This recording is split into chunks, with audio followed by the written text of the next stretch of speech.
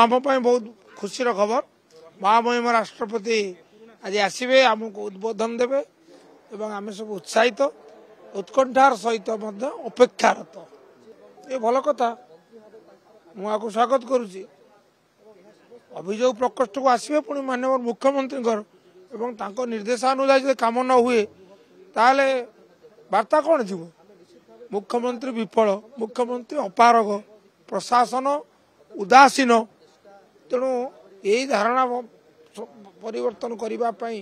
एक निष्पत्ति निश्चित भाव में स्वागत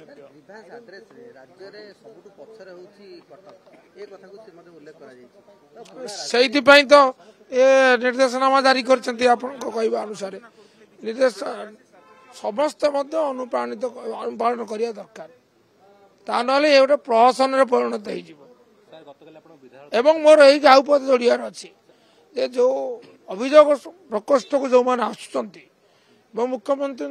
द्वारा जो निष्पत्ति नि स्पष्ट रहा दरकार से द्वंद्व रहा उचित नुह